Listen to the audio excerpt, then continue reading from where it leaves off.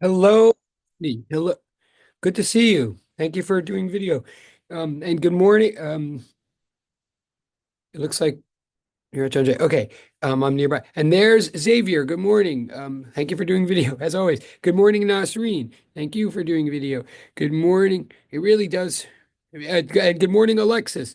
Thank you for doing picture. Good morning, Ethan. Thank you for doing avatar. Good morning, Brit. Oh, that okay. Good morning, twice. Chat. I mean, yes, chat. Good morning, Ryan. Good. Good morning, Gaia. You can tell it's really toward the end of the semester, and I'm pissing people off when the adjectives start dropping off from good morning. Like now it's just like morning. Fair enough. Good morning, Adenelsi. Good morning, Charlene. Good morning, Alexis. But I still get an exclamation point for the double. Okay, anyway, I'll stop. No, I won't. Good morning, Michaela. Good morning, Nasreen. Good morning, Britt, for the double. Thank you. We're all, wait, sorry. Things are happening. The Ha! Well, that's honest. From a direct chat person whose name will not be mentioned by me, um, that person who wrote, "We're all on 1 HP, like 1 horsepower," which is hilarious. I mean, it's true. I know I'm not laughing at you, but I'm laughing with you. And I agree, and so am I. No more will to learn nor do labs. I mean, fair enough. And I'm just going to say too that that is a very Oh, oh my God, right, of course. Oh my God, I'm so embarrassed. All right, I have to teach physics, right? But of course, I just translated HP as horsepower, but somebody else in the direct chat just totally politely, but you all should submit for portal points for this because somebody else, yeah, two people in the chat, three? Okay, but now I was just called a girl. All right, wait, which is not objectively an insult, but I don't quite identify that way. Or all right, all right, all right, all right, all right, all right. It's amazing. It's amazing how fired up we can get in the chat, like when we're not talking about physics. No, okay, okay, okay. Right. So, but I'm going to close this loop. I accidentally translated or like understood HP as horsepower, which shows you how old I am. But it's also like a physics thing. But of course it meant like hit points or health points, which of course I do know. I mean, hello. I mean, where do you think all this whole stupid game term thing comes from? Well, actually, it comes from Animal Crossing, where there is no HP. But I know from HP.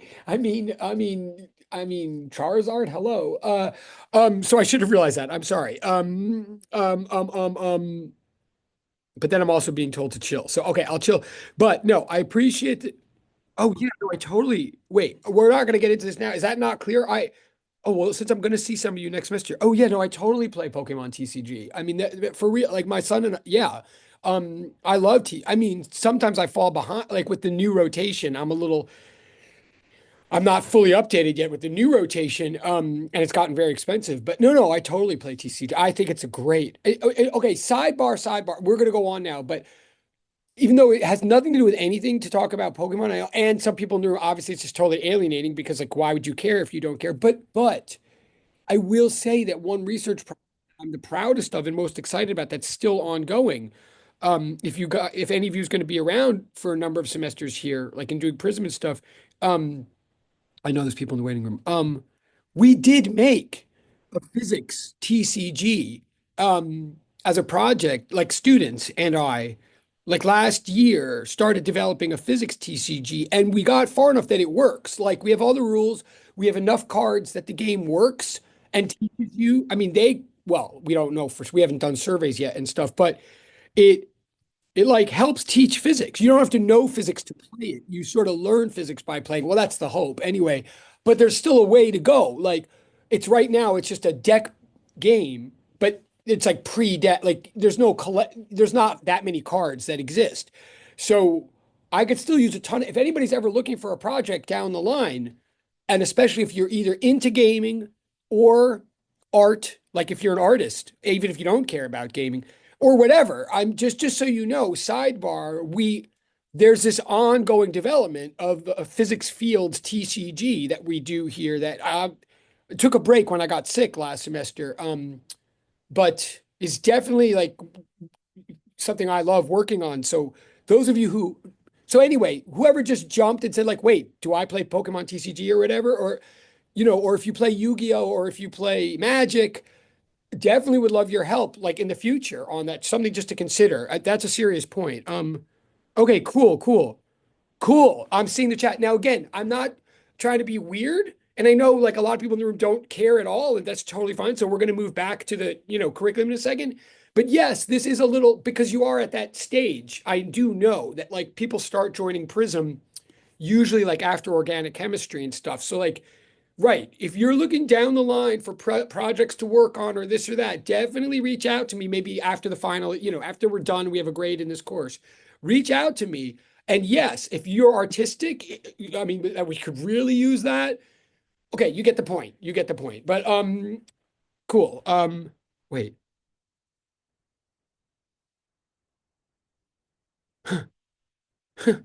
I almost wait. Okay, I'm looking. Also, yeah, no, Magic is so cool. No, I think those games are brilliant. I mean, uh whatever. I'm not this is not a paid advertisement. I'm not talking about but I yes. Um yeah, and I don't really whatever. Okay, but there's something.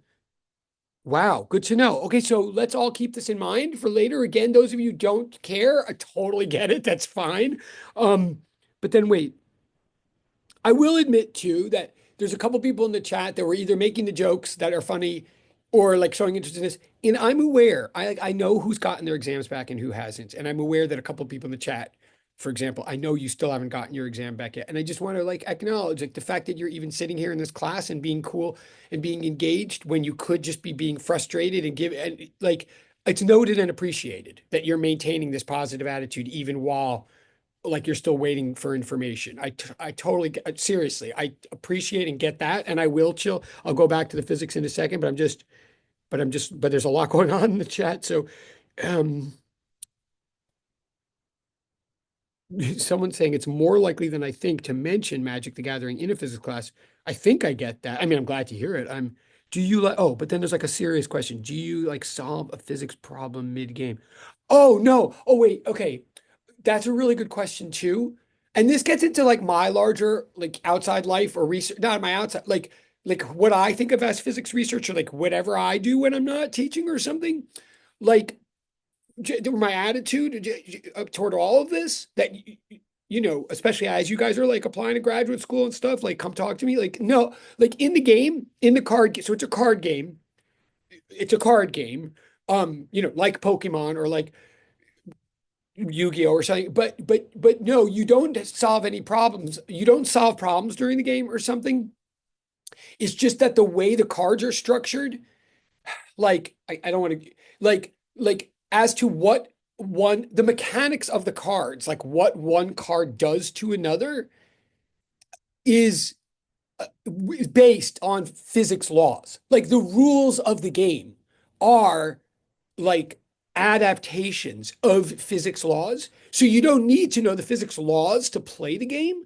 But if you just learn the rules of the game and you play it, supposedly, hopefully, now again, I've never done surveys on this yet, but like just by like getting you like making decisions like, oh, I need more mass here because then I need more mass cards on my pile because it'll exert more gravity on my opponent's pile, right? Or something, then you learn, oh, gravity is directly proportional to mass, or like something like that. I mean, that is an example, but so you don't ever have to even think you like physics or care about physics. You're just like hopefully liking the game.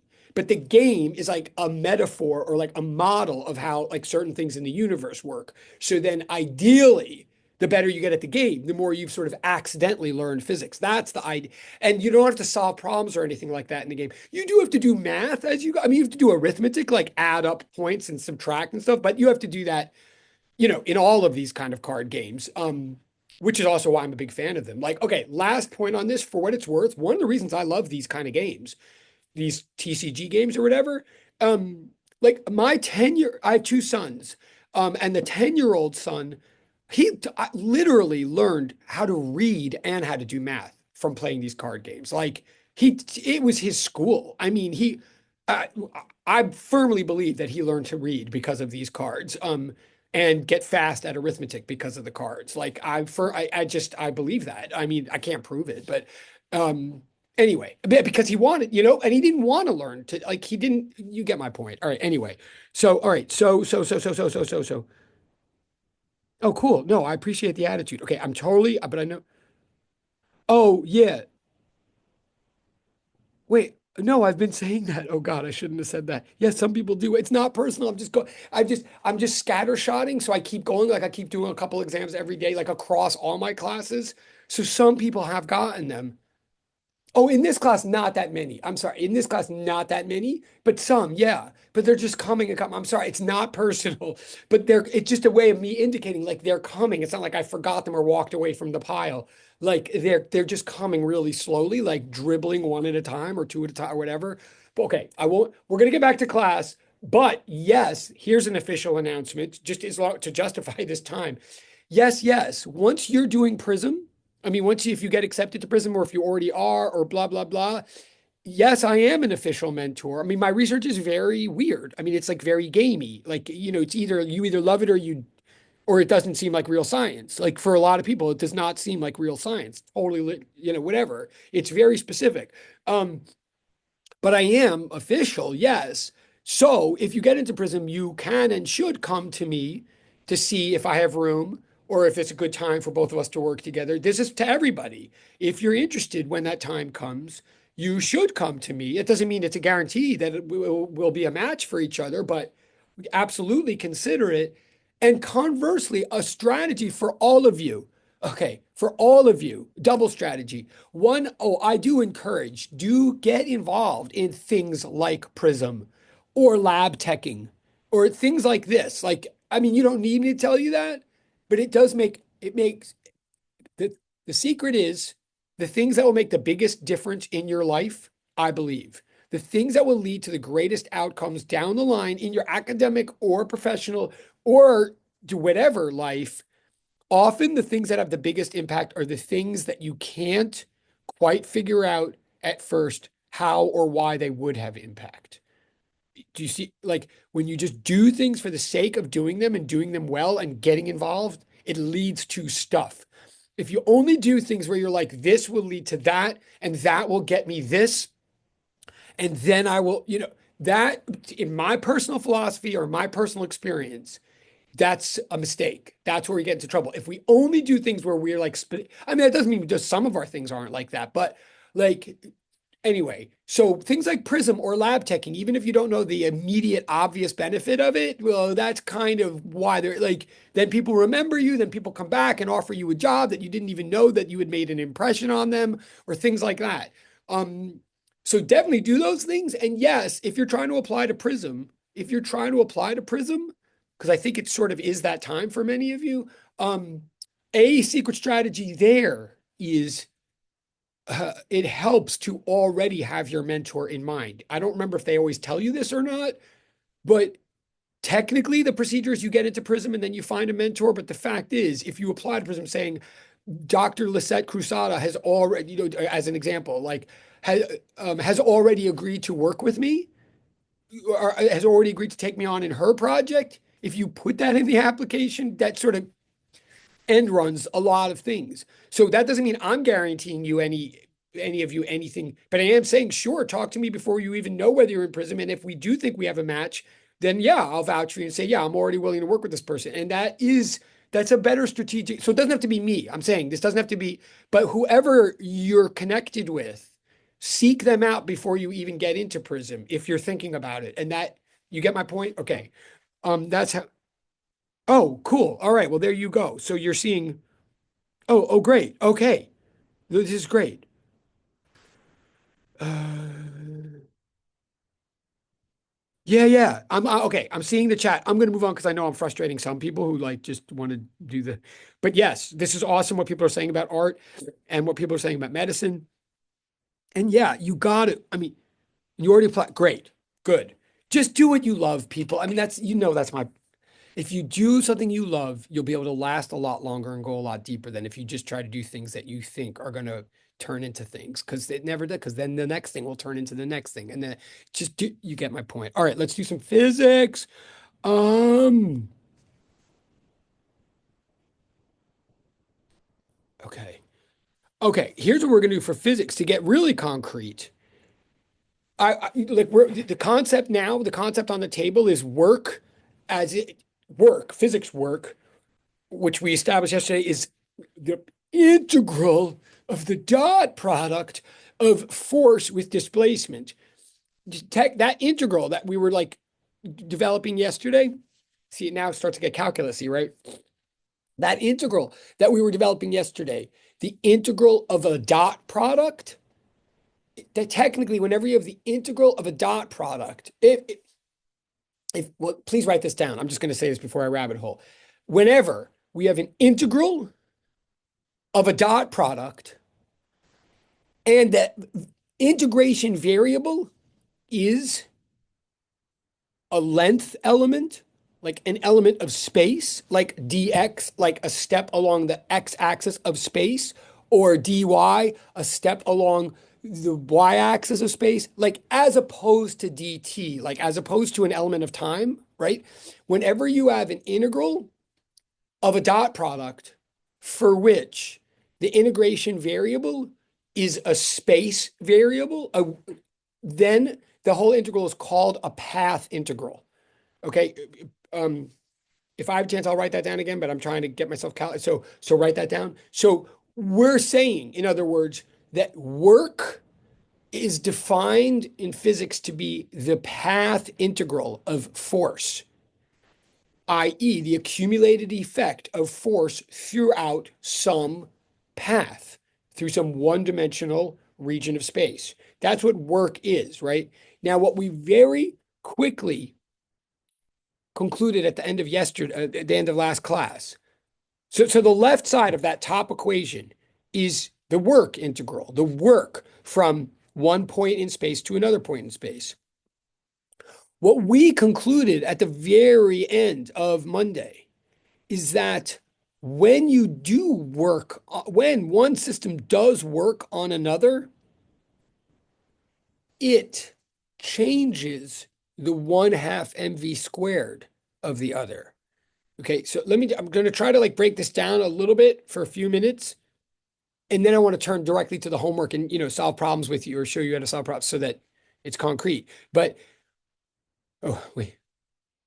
Yeah, no, that's a great question. Okay, exactly. No, right. Someone just literally asked, am I just talking in general or is this going to be specific to one of the homeworks? No, all right. No, this is meant. What I really want to go over today is the most recent homework. Okay, I'll screen share. Yeah, that'll make me more focused anyway. Okay. Like the homework that I'm talking about, is uh,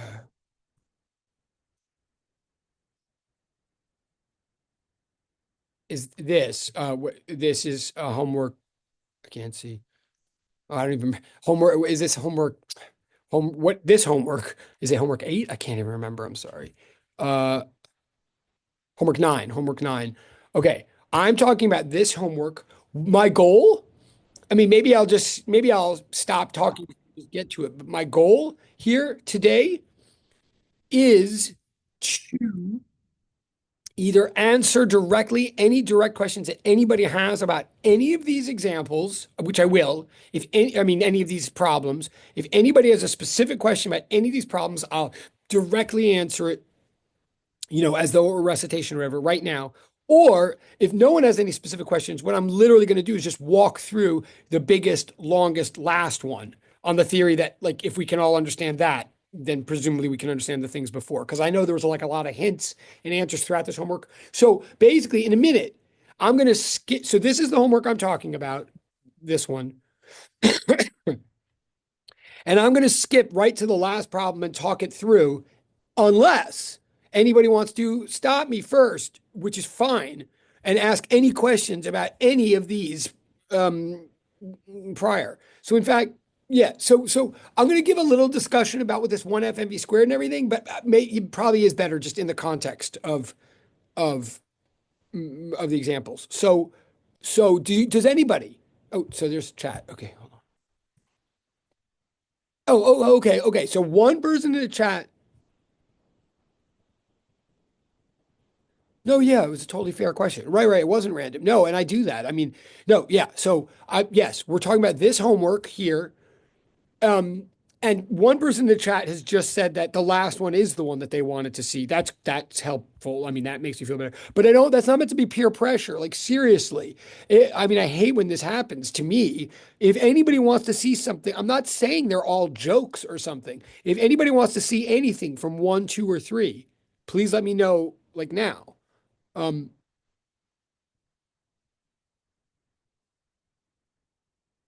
okay. I'm even gonna, you know what? I'm gonna give you more. So give me an electronic hand if your guys are cool for me to just go straight to number four and start talking about, and I'll try to talk about conceptual things while I'm doing it. But that's what, all right. That's good. Ah, thank you. Oh, and that's Carolina. Oh, great. And some people that great, great. Good enough for me. Thank you, Michaela and Carolina and Alexis and Nasser and double. Okay.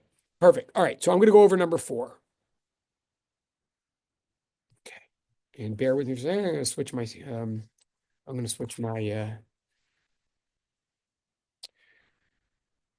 oh, wait, there's anyone else in the chat. Sorry.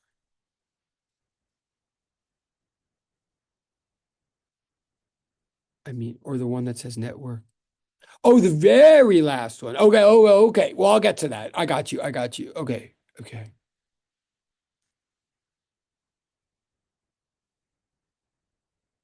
Okay. I'm just trying to switch the screens now. Okay.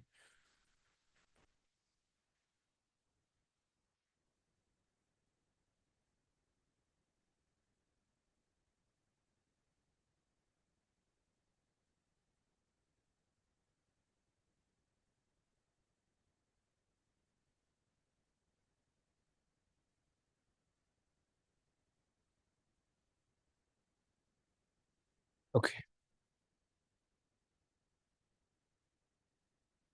Okay. So we have this roller coaster.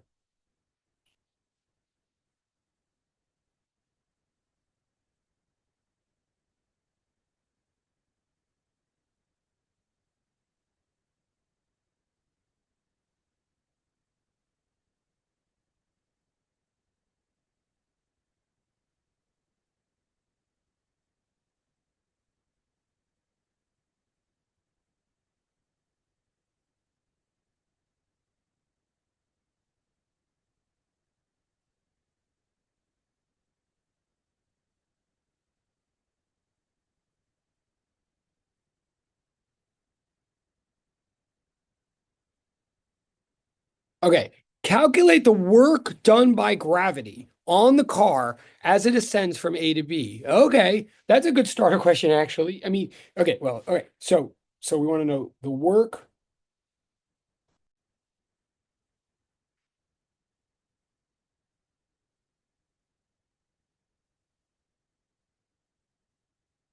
Okay. So, and I'm doing the step method. I'm just not labeling the step. Okay. So that's my diagram and my question. Um, um, so the definition of work is this,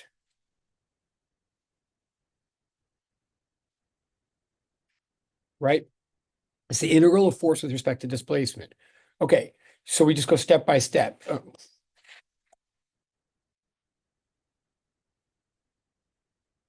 And those x's are any, like this is a general definition of work, right? So it means like x1 and x2 are any locations. In other words, it might, your x-axis might, I mean, you might be vertical like it is here, but that's okay. Um, uh, so, so that this is how integrals work. By x1 and x2, what we mean is point A and point B. Now, by F, we mean, well, first of all, let me remind you, as we said yesterday, by the dot product of f times dx, what we mean is the magnitude of f, whatever f is, times the magnitude of dx times the cosine of the angle between them. That's what we always mean by the dot product. Okay. Now, I'm dragging this out a little bit like I always do once, like you would on an exam once. Once you get used to this and what I'm doing here, a lot of these steps you don't repeat all the time, but but this is what we have so far. So now I'm going to keep plugging in. What is the force? The force is gravity, mg, right? And let's be clear, like let me make a coordinate system. I'm going from A to B. So I'm going to call up positive and down negative. I'm going to call to the right positive and to the left negative. So while you're going from A to B, the force of gravity is pointing down. So I would put a negative sign, right? I'm not saying gravity always gets a negative sign, but I am saying here, if there's two different directions involved here, I have to be careful. So I'm saying it's negative mg.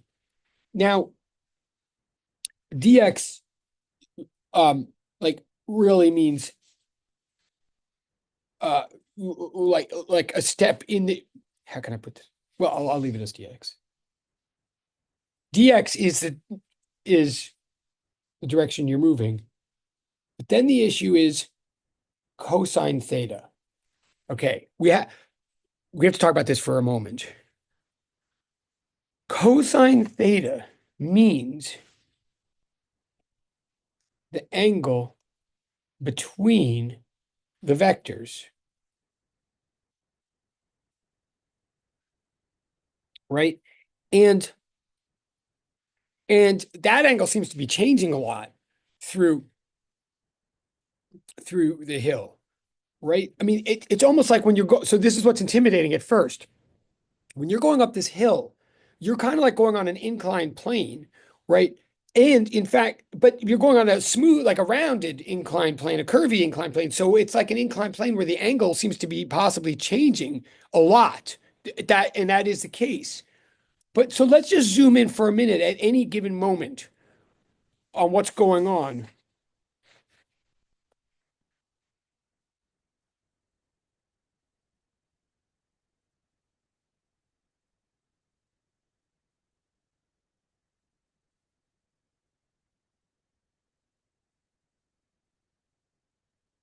Again, and you can see why this is why lab 4 is so important, lab 5 is so important.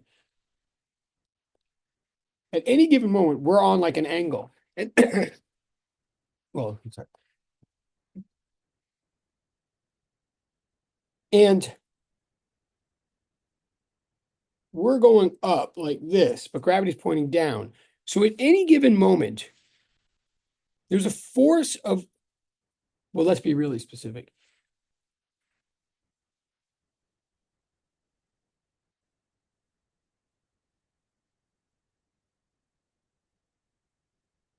At any given moment,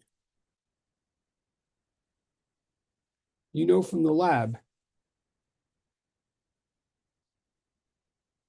that gravity is doing this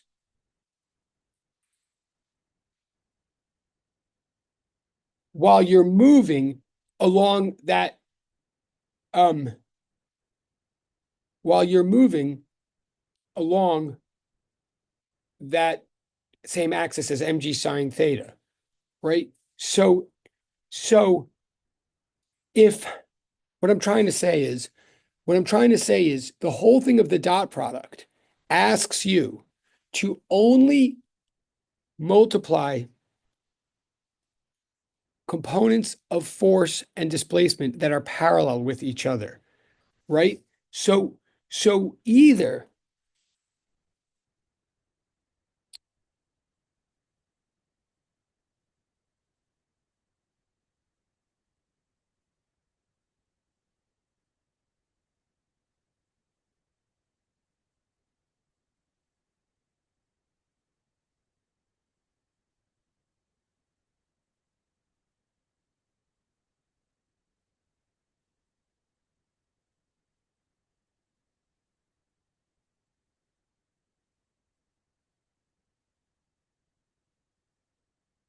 what I'm trying to say is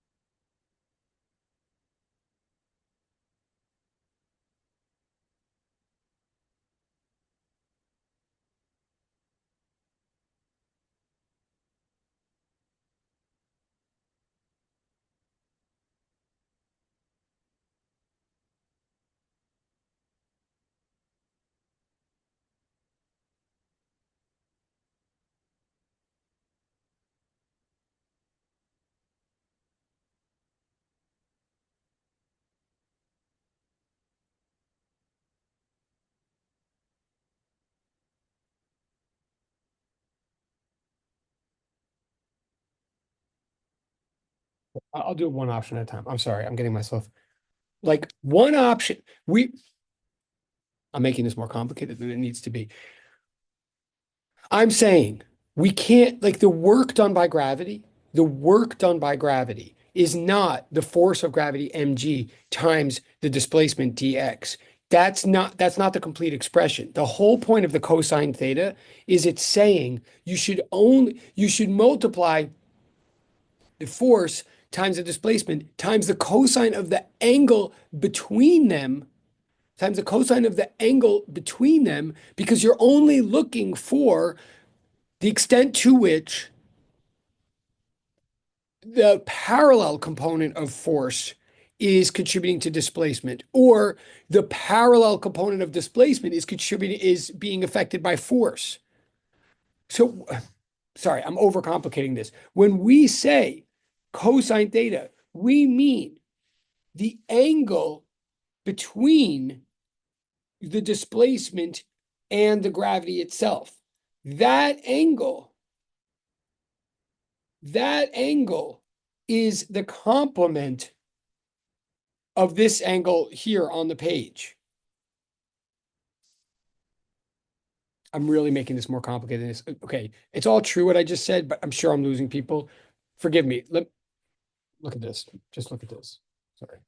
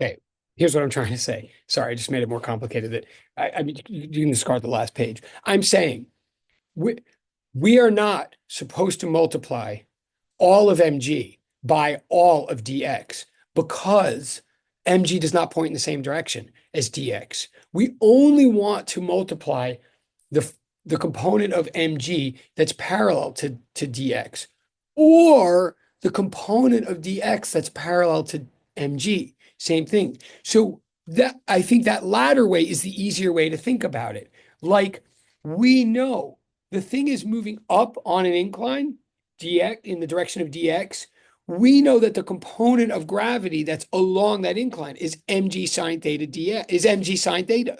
So we don't multiply mg by dx, we multiply mg sine theta times dx.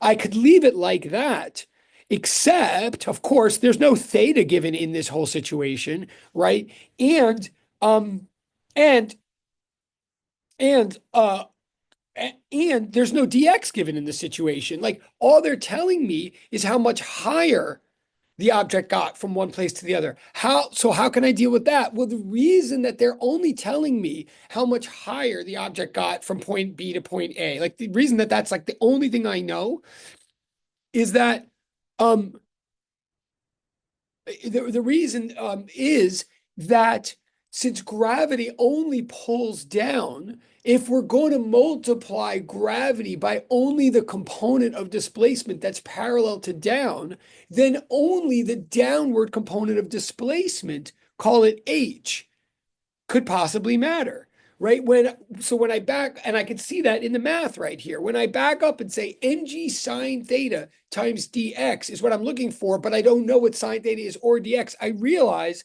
that sine theta is like, SOHCAHTOA, opposite over hypotenuse. Sine theta is h over dx. So dx sine theta, that whole term that I don't know what it is all just equal to h. So in the end of the day, what it's saying, and I know some of you knew this anyway from high school or whatever, but I'm now just sort of trying to prove it or whatever. I'm saying, wait, you know what? The reason that this problem can ask a whole bunch of questions where the only information it really gives you is about height is that the work done by gravity to bring something from one place to another actually only depends on the height change. That's what this is saying. And what I'm trying to say with this math right here, and then I will move on, I'm trying to say you could see that either way, whether you just think, oh, gravity is straight down, mgh, so the only component of displacement that it should be affecting is h, height, therefore mgh. Or you do out the math and you say, well, wait, I don't know about that, but because I know the object's really going on an incline, it's really going on some kind of angle.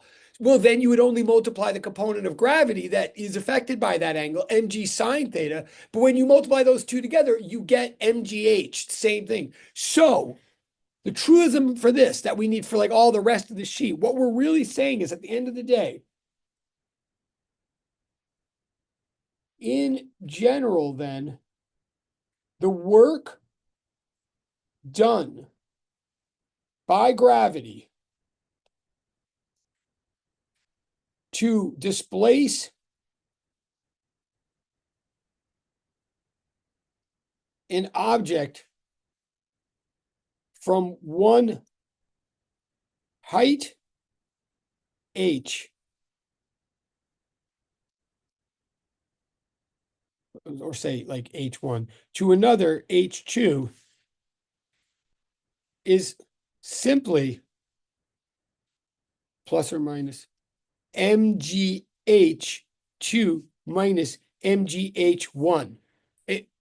Okay, I'm gonna apply this now to the thing, but like that, like that's always true now. In other words, gravity doesn't care about your horizontal component of displacement at all because gravity's fully in the vertical direction. So this actually is like a sort of a big, this is one of the reasons we like work and energy because it allows us to simplify things like that. So back to the integral now. So the work that we're looking at here would be mg dx from h1 to h2. Point A, the height of point A to the height of point 2. In other words, from 0 to 38. Oh, sorry, negative mg dx. Now we got to do that integral. But here's the thing. And so stop me if you're not. Oh, is there anything in the chat? Oh, I've been looking at. Sorry, there might be something in the chat. Sorry. No, okay. So now technically it's an integral, which may be intimidating to some of us, but the variable of integration is x. And m and g are constants with respect to x. And that's sort of the advantage we're getting here with gravity. In other words, they come out of the integral. So we get this, like x equals 0 to x equals 38 dx, right? And so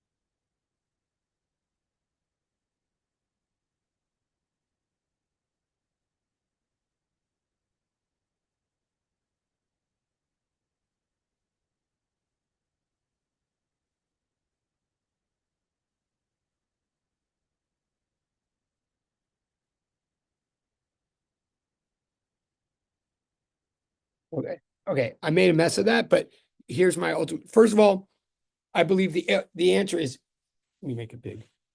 The answer is negative 3.04 times 10 to the 5th joules First of all, stop me if you disagree or if you don't understand that. I mean, I made a mess of it in the middle, but here's the big takeaway. First of all, that's the answer, I believe. And it's in joules, right? The work done by gravity is some amount of joules. Second of all, if there's a real takeaway from that example, because now we can move a little faster from here on, I'm saying in general now, if an object moves from one place to another, the work done by gravity on that object will simply be the force of gravity mg times the difference in height from one point to another. All gravity cares about is height, is vertical displacement, because that's what the dot product really means, that we only care about components of displacement that are parallel to force. So you can memorize like work done by gravity is mgh, but now also notice plus or minus. We're getting here that the work done by gravity is negative, not because down is always negative. Like that depends on coordinate system. But the reason the work is negative here is that the displacement is in one direction and the force is in another, right? It's a negative because it's a negative times a positive, if you like.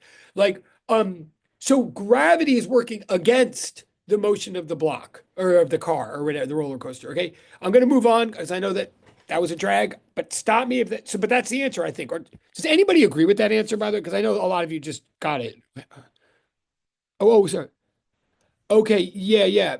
All right. I was sort of afraid. Good question. There is a question in the chat. That was okay. Um, the question is, but how did okay. Well, the question is, where did the cosine thing go? So the cosine was the part that I was trying to explain that I got all jumbled about. Let me see if I can explain it a different way. What I'm saying, I'll tell you where it went.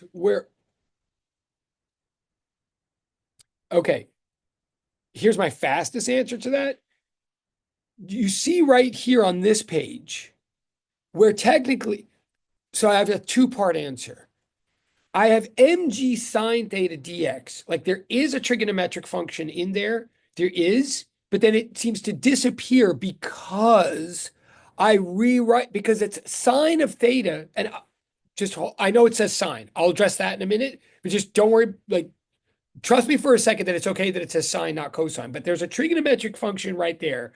So it says mg sine theta dx. Like that would be the answer. The sine theta wouldn't be disappearing at all, except that dx is what I don't know. Like I don't know how far he went, like on the angle that she went on the angle that she's going. Right. All I know is how high she went. The roller coaster car went. So I realize that I can substitute h, the height, for the expression sine theta dx. So the trigonometric and that's accomplishing two things. Like the reason the trig function is there is to ensure that we only multiply parallel components of force and displacement. So the minute I substituted h for dx sine theta, first of all, that was algebraically legit. But second of all, like I was actually accomplishing that. Like I'm literally saying, oh, if I multiply by h, then I'm only multiplying a displacement that's fully vertical, which is fully parallel to the force. So the sine theta disappeared when I substituted in h for dx sine theta. Really, I guess I should say dh, but okay. But now, of course, if you're very reasonably asking, like, but wait, why did it become sine? I thought it was cosine. And this is where I got muddled up because I saw that happening in my mind. The reason I shifted from cosine to sine, honestly, is because when we say cosine of theta, like I'm not saying you have to do this exotic thing every time. You can trust that the law is cosine theta, but cosine theta means, well, where did I write it? Cosine theta means,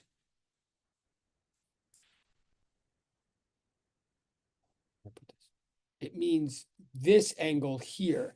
Theta means, when we say cosine of theta, we mean the angle between the force and the displacement, like the smallest possible acute angle between the force and the displacement. Okay, and here, so the displacement's like this, the force is like this, it's vertical, right? So theta means that angle. But then what I was trying to do was relate this whole thing to what you guys already knew from the lab about inclined planes. So when I talk about inclined planes, the angle that's given there is the angle between displacement and the horizontal rather than vertical. In other words, the angle that you guys are used to when you talk about sine theta and cosine theta and stuff is that one. So the sine of that one is the same thing as the cosine of the original. But that's where so I shifted from cosine theta to sine theta because I felt you knew what that angle was better. But frankly, while I was doing that, I realized I was probably like making more of a mess of it for everybody, and I got tongue tied. But that's what happened. So that and I don't want to. So I is that so tell me honestly, person to direct. I mean, it's a very good question. Like it looks like the cosine disappeared, but it didn't. It turned into a sine, and then it got substituted. And oh, all right, fair enough. I'm sorry. All right. So look, to everybody, yeah, okay.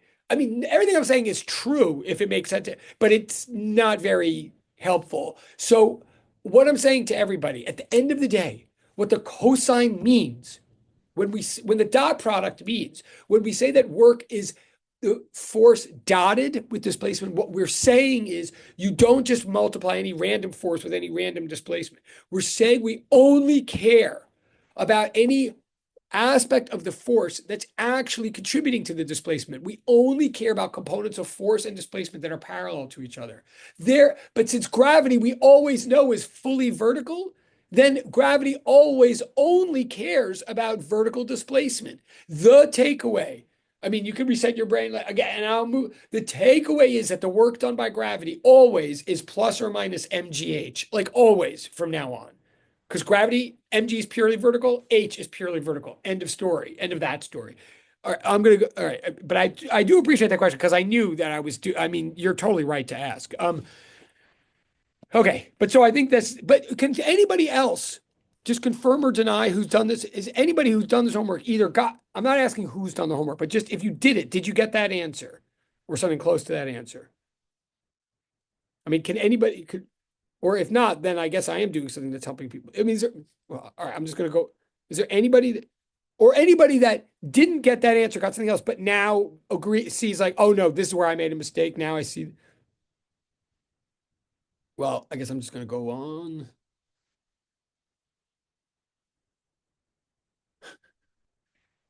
But oh, well, that's honest. All right, thank you.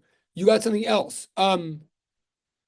But you're sure yours wrong? You're not just letting me talk. I mean, do you actually follow my like? Okay, okay, fair enough. I appreciate the honesty. All right. I'm gonna go on. I know I'm gonna go on. And hopefully this will get simpler. What's the takeaway? The work done by gravity is mgh. Always. That's the take. But plus or minus. Plus when it's helping you, minus when it's going against you. So I'm gonna go to the next one now. Okay, this may reinforce. So the next one, B.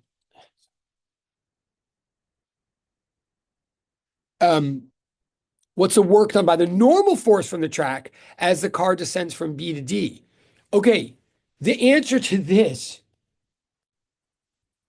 well, I didn't write the question, but work done by the normal force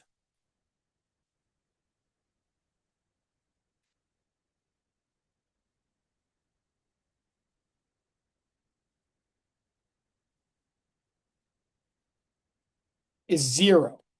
Okay, now we could take a breath of fresh air here. I think you may or may not have gotten this answer or no, but here's why. It's this simple. Again, if you draw the free body diagram, no matter where you are, this is the cosine theta thing again. Like the cosine theta thing is a math thing, yes, but it's a conceptual thing, like all of math. The cosine theta is trying to tell you only take parallel components of force and displacement. So what we're saying here is, I know that this whole track is like tilting all the time. There's always a different angle between of the track. But wherever you are on the track, the normal force is always fully perpendicular to the direction that you're going. I mean, if you're the roller coaster car, right? Again, this is like from the lab 5. The normal force by definition is perpendicular to the surface exerting the normal force. It's perpendicular to the plane of contact between the two surfaces.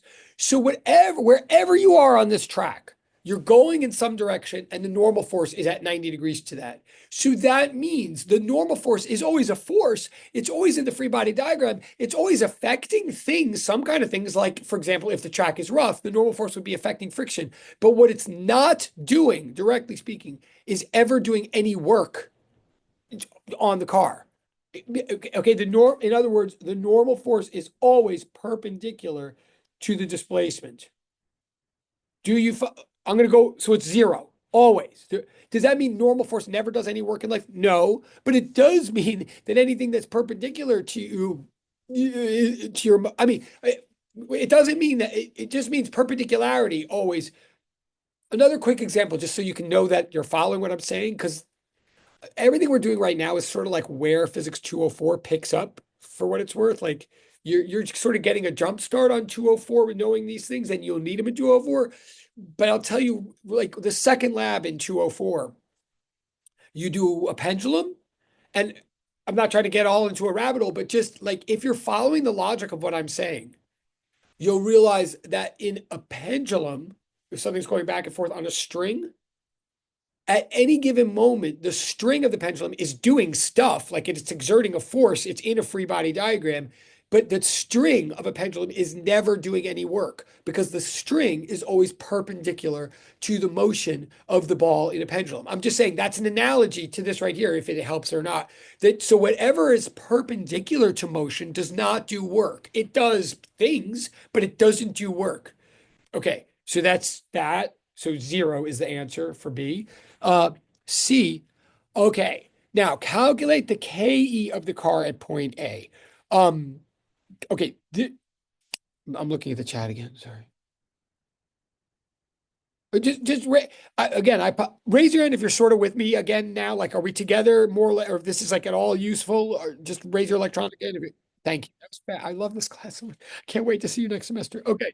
Okay. Thank you. Awesome. All right. So I'm going to keep going then, because now we get into a new issue. It's asking about kinetic energy. Like, what's up with that? Okay. And I'll try to, the, the reality is that work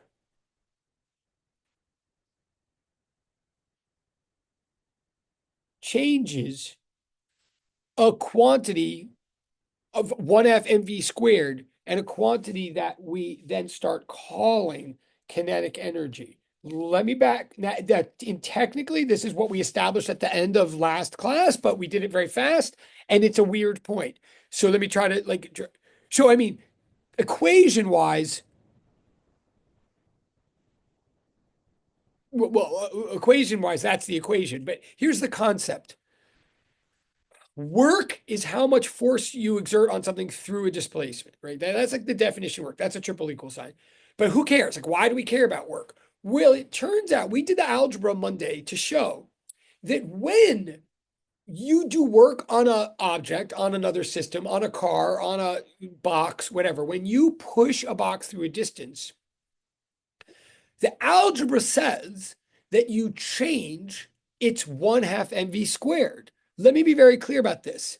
I never cared about 1/2 mv squared before. I'm not saying that you're supposed to think that you're supposed to know what 1/2 mv squared is or something like that. You didn't. I mean, maybe you did from high school, but like, I'm not saying that physics has ever made a reference to 1/2 mv squared before.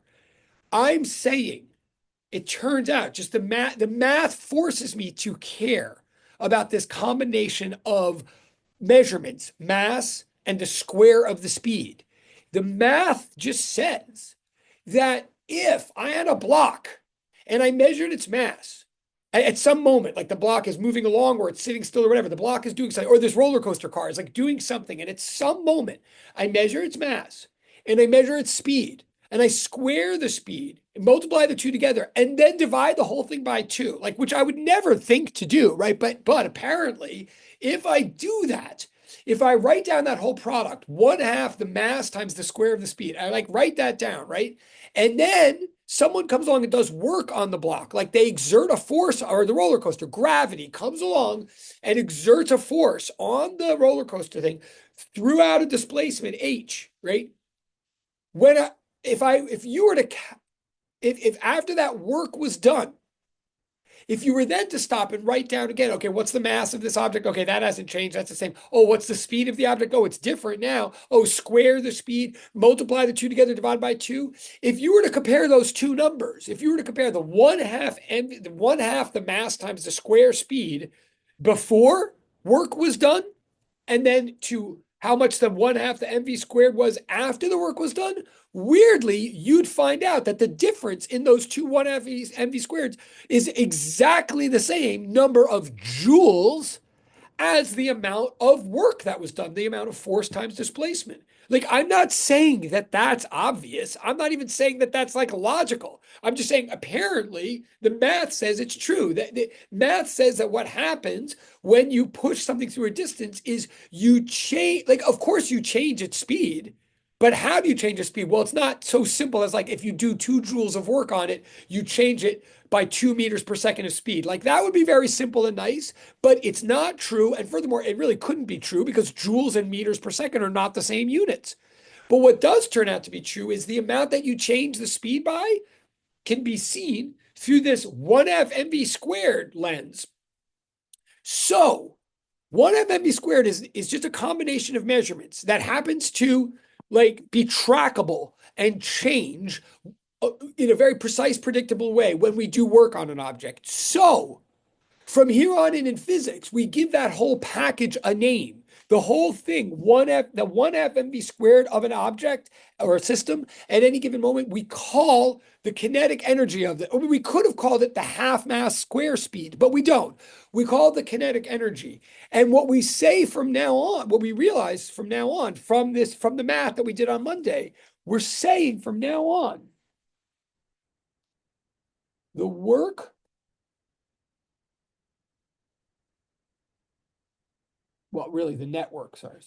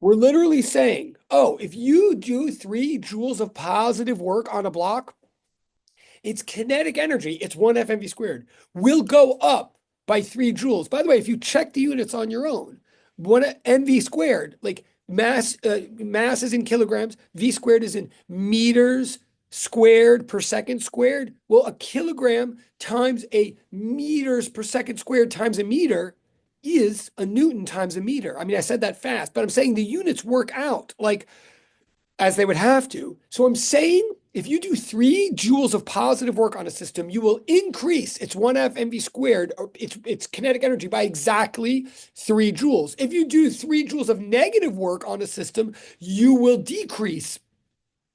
And that's what's happening here. Like if the system is moving to the right, but you pull to the left, you're going to slow it down by that amount of 1 half mv squared. So what we're starting to picture in our mind is here's like, in other words, what work is force through displacement. What work does is it transfers what we're calling energy, kinetic energy. When I do work on a system, I give it that much energy. Where does the energy come from? From me.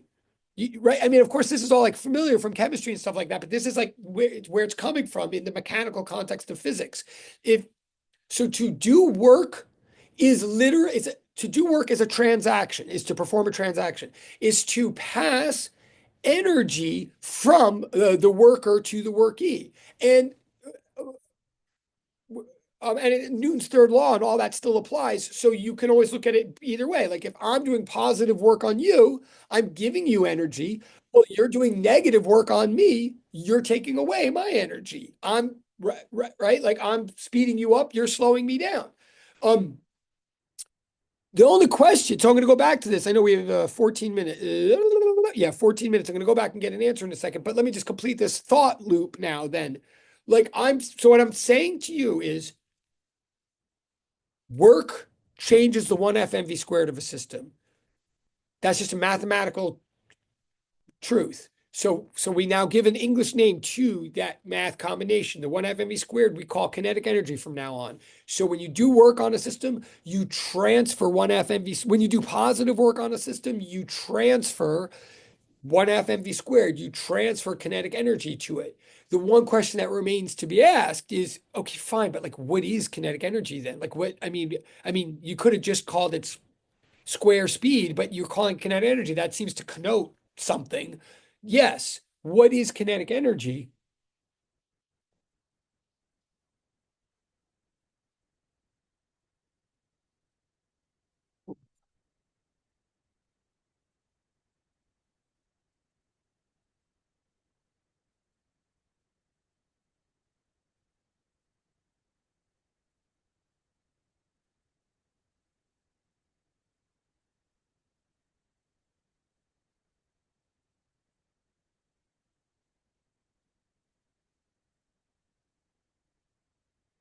What we're saying is energy in general from here on in. And again, of course, you've heard about energy your whole life, but I'm trying to make clear, I'm not assuming that you already like know what energy is. I mean, I'm assuming that you already have a feel for it from other classes and stuff, but I'm saying like this is like where we start the concept in physics. So you can wipe the slate clean. I'm saying from here on in, what energy is the ability to do work. Sure, it's going to turn out that energy comes in different forms. One form is this fundamental form. The most fundamental form of energy is kinetic energy. Kinetic means motion. So kinetic energy is the ability to do work because you're already moving. Like the more V you have, the more energy you have. Energy is the ability to do work. What's work? Transfer of energy. What's energy? Ability to do work. Is that a circle? Yes. But does it make sense? Yes, when you think about it. Like it's not a contradiction. And I know I said this Monday, but let me say it slower now. It is just like money. A transaction is the passing of money from me to you. What is money? The ability to perform a transaction. Why do I want lots of money? So that I can do a lot, so I can spend a lot and get stuff that I want. Oh, it all makes sense in the end because there are things of different value in the world. Like sometimes I want a dollar bill in my pocket, but sometimes I want a Pokemon card. And then I find out I can't possibly afford one for only $1. But right? Or sometimes you want food or whatever. Like money comes in different forms. So you want a lot of it so that you can perform transactions where you pass over your money for something of equal value, like some other form, right? And that's the same thing with energy. You want to be moving fast, like to be moving really fast is to have a lot of kinetic energy. What is the significance of that? The significance of that is you can interact with another object, you can exert a force on another object or another system, and thereby get it to be displaced. You could exert a force through a displacement, and you could get it to be moving faster. Of course, when you do that, you'll be moving slower. Why would you ever do that? Because maybe you want to convert that mechanical energy to some other form like potential or chemical or thermal or like, which we'll get into. But energy is the ability to do work. Work is the transfer of energy. That's what we're saying. Okay, so that's the concept. Um, uh, so now to calculate the KE of the car at point A,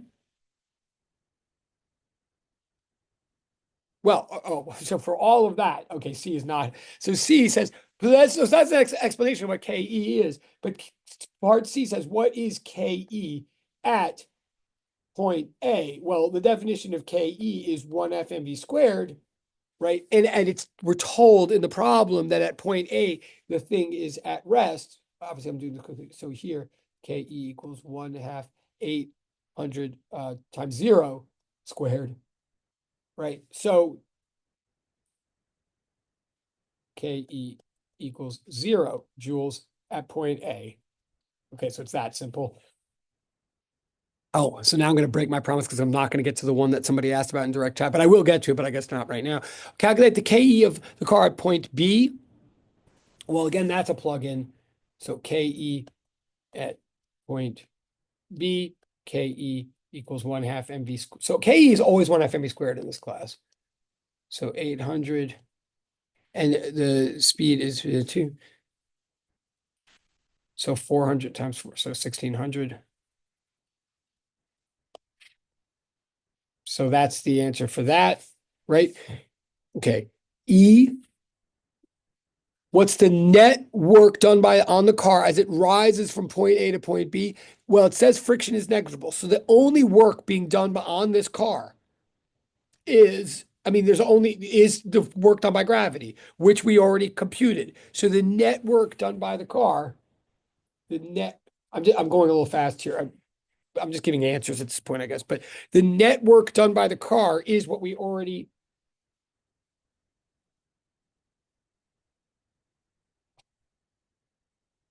Which was 3.04 times 10 to the fifth joules.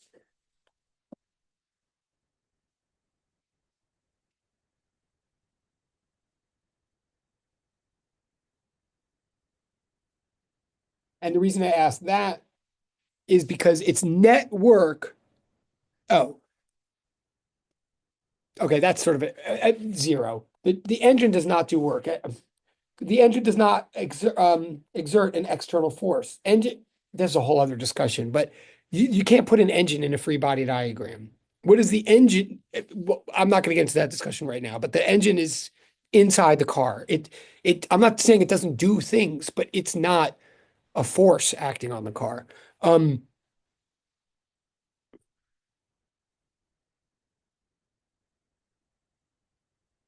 wait, oh, sorry. No, that's not true. Oh, I see what it's getting at. I'm sorry. I mean, whoa, that's a weird question.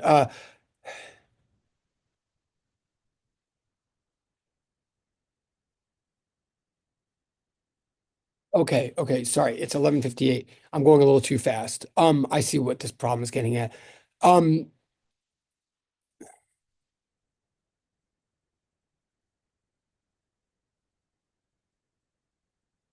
the engine pulls it up. All right, that's weird.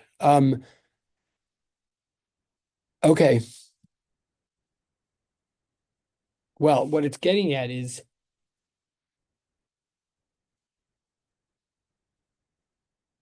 let me back up. I'm sorry. This will be the last thing we do today, and we'll pick up on this on, and if I need to give you an extent or whatever, if you need to take an extension on it, it's fine. Um, backing up everything to D is right, but I see what the problem is.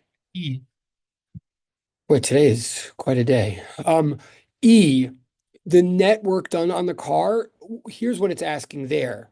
It's asking to use the concept that I was just hammering home, but I thought I was hammering it home for later. It's saying the net work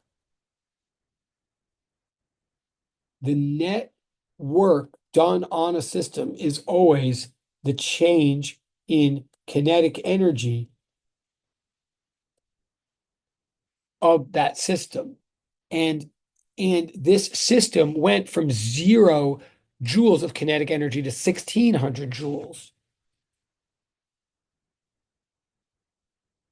If you look at the previous answers. Right? I mean, it sped up, which I was like not really thinking through in my head. Because it had an engine, it it it sped itself up on the way up. If there were no engine, then gravity would have, slowed it down. But it sped itself up. And it gained 1600 joules of kinetic energy. So the net work done on the car must have been positive 1600 joules of work, positive. Now I don't really think that that work is being done by the engine. I don't really like the use of the term engine here, but I see what the problem is getting at. So 1600 is the answer to that. So then when it says, what's the work done by the engine as the car rises from point A to point B in part F? What it's getting at is the net work must be the work done by the engine minus the work done by gravity, right? Gravity's working against it, slowing it down, but somehow it's speeding up, right? So, so the network is 1600. The work done by the engine is what we're solving for, even though, again, I'm admitting I don't like the term engine, but whatever. And the work done by gravity, we said was like 3.04 times 10 to the fifth or some crazy thing like that. Yeah,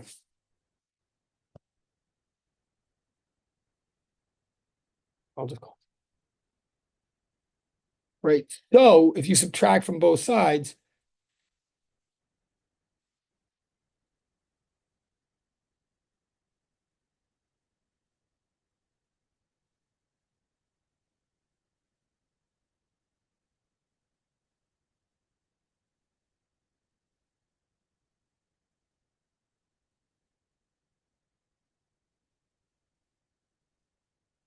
that's the work done by the engine. You see what I'm saying? Like it had to do more than the work done by gravity in order to have a net effect of positive effect of 1600 joules. So that's that. Um, then G,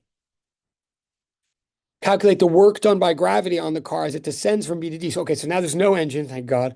Um, and it descends from B to D. Okay, the work done by gravity to bring it from B to D, that is exactly the same as the work done by gravity. Like what I'm saying is heights A and D are the same height as each other. And all gravity cares about is height. So whatever negative work it was doing to get you from A to B, it's doing positively from B to D. Like it's going in the same direction as your motion, speeding you up from B to D, but it's the same number. So the work done by gravity is 3.0 positive, 3.04 times 10 to the fifth joules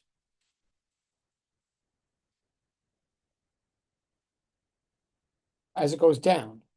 I will review all this or zoom out on this on Monday, but at least maybe we can finish the sheet this way. Calculate the work done by the normal force, still zero.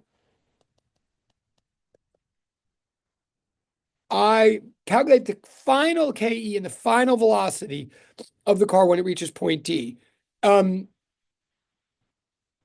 yeah, that is a little tricky, but and we'll wait, it's 1203.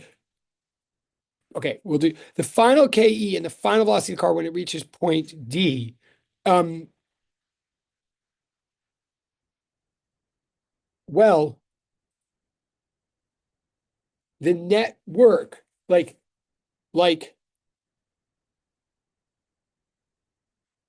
the net work from B to D must equal the change in kinetic energy from B to D.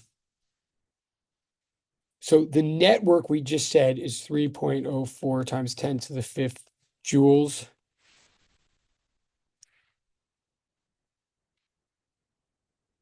The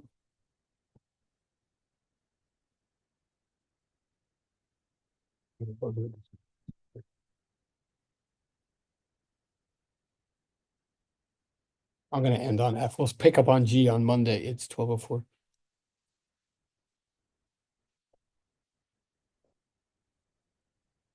So KE final is what we're looking for. And KE initial is 1/2 800 times 4. In other words, 2 squared. Right. So KE final minus 1600. So this is that same argument as before. So the final KE must equal that net work done on the whole thing that we got before. We just had it.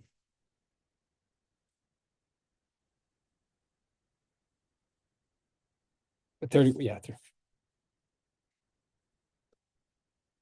So the final velocity Well, 31,600 equals 1/2 MV squared. So equals 1/2 800 V squared. So 3,600 divided by 400.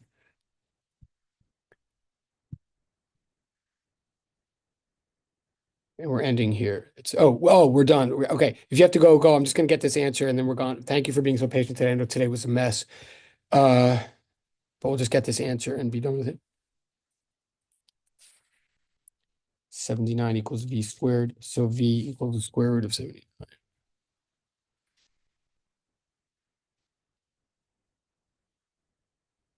Okay, that's it. See you Monday. Sorry to be such a mess. But if there's any questions, you can hang out for some. I'm looking. Okay, there's nothing to. Thank you. Bye. Bye.